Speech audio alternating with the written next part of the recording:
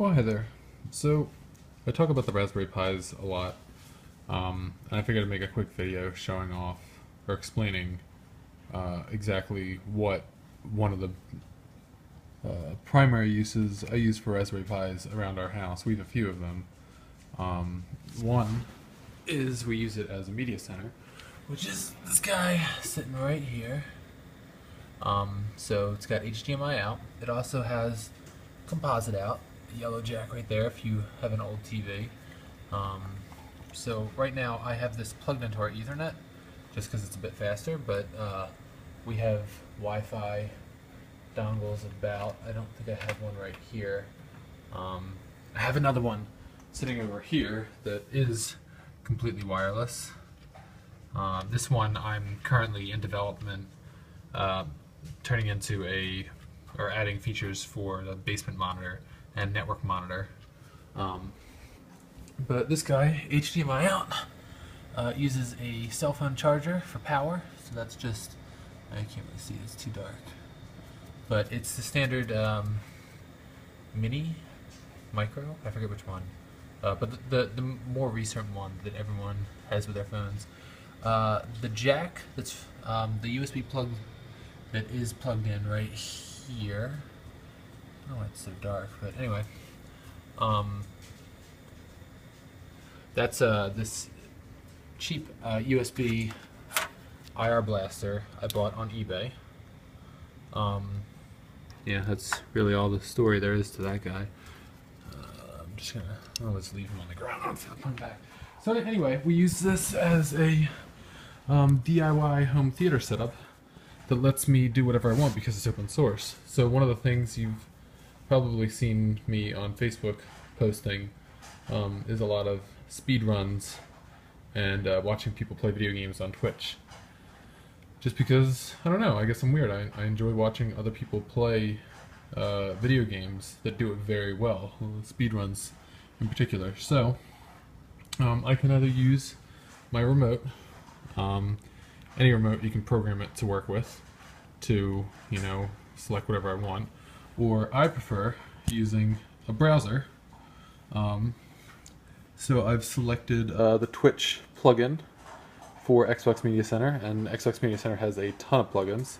So I'm going to select following, and whenever I'm bored, I'll just go to Speedrun Live? What's the website?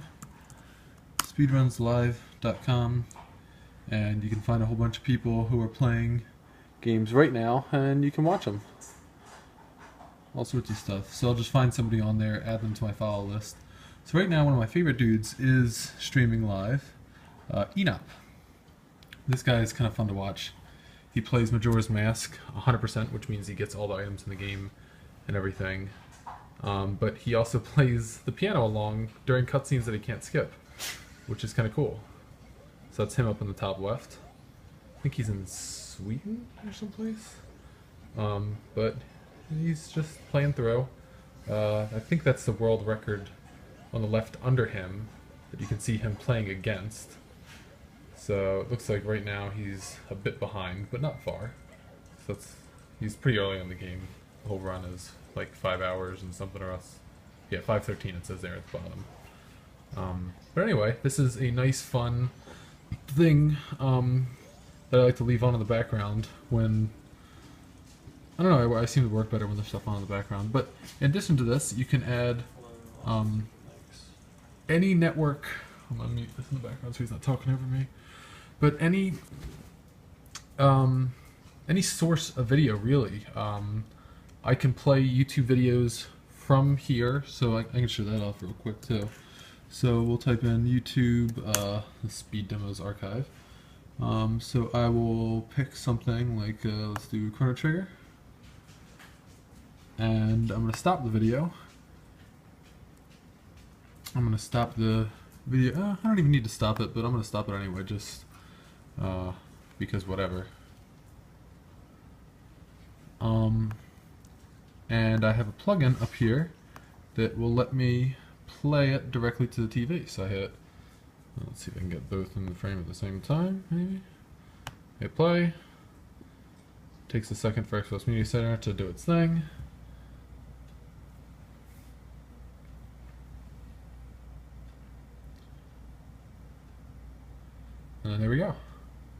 and it'll start playing directly on TV. And they've reverse engineered AirPlay, so you can actually play audio and video directly from your iPhone, or I think iTunes works with AirPlay as well. It supports all the other open versions of that, like what is it, DLNA and UPnP, and pretty much anything that people have gotten to work on Linux will work on this, because it is Linux. Like literally, it's running a Debian variant, so I can SSH directly into my box, and let's say Xbox Media Center, which is the software you're looking at right now, is not behaving properly. I can say, just like in Ubuntu or Debian, service xbmc restart.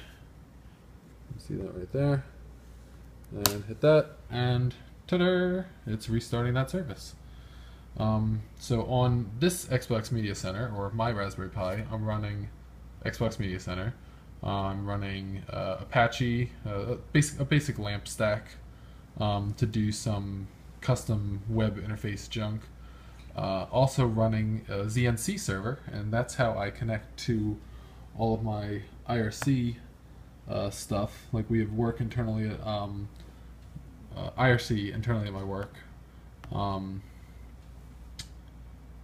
And what else?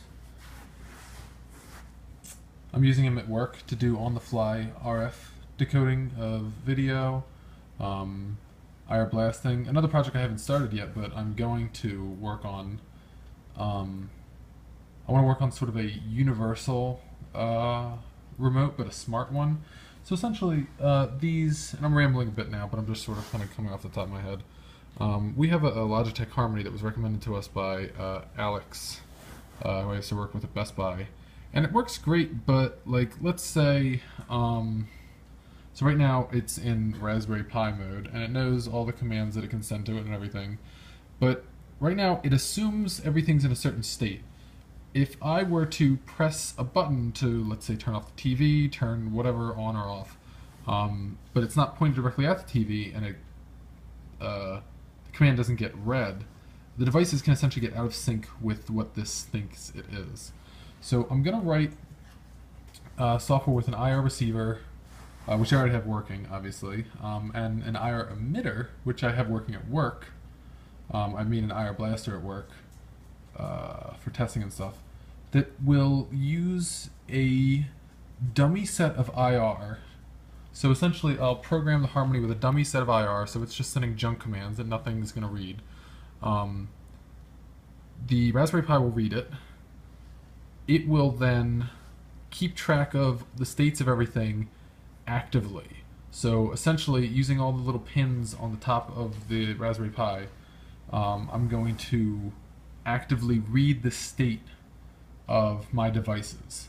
And I'll do that using a number of little stupid things. Some things I can just open up and solder to. The DVR box is not mine, it's Comcast's, so I'll have to like stick a photo sensor on the front of the box and look for, you know, whether it's powered on or maybe video out of the HDMI, or maybe state through. Actually, I think there's a serial interface on my Onkyo, so I could probably read it through that.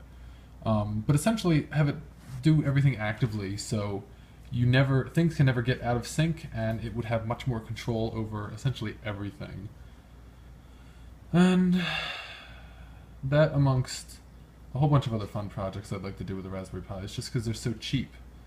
It's $35 for the Pi itself, but if you buy, because that's going to include shipping and everything, I usually buy them through Amazon with Prime, and they end up being like, I don't know, maybe $50 or $60 with a little package that includes like a Wi-Fi dongle, power, and an SD card, because that's essentially everything you need to kind of get up and running. Because you don't need to connect it to a TV. Like the one I have over there is just sitting by itself doing its thing. But eventually it is, and I'll show off the GPIO.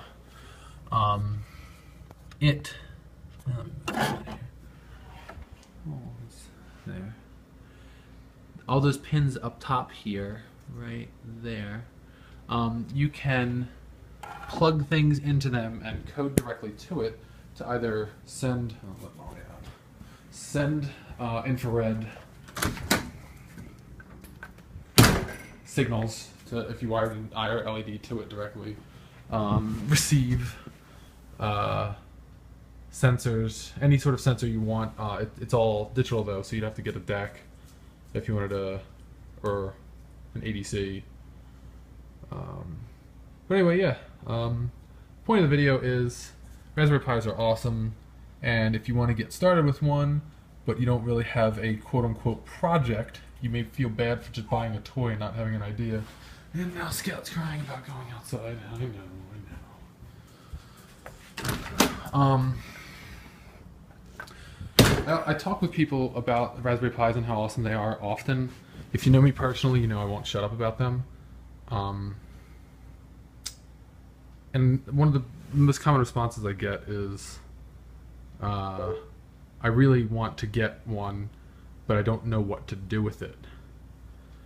And I feel like that prevents people from getting one because they feel like they're wasting money if they buy something like this and don't have a project in mind for it. And I would say, to start, just because once you get it and get comfortable with it, you're gonna ideas are just gonna pour into your head. Just make an open source media center like this. Turn your dumb TV into a smart TV.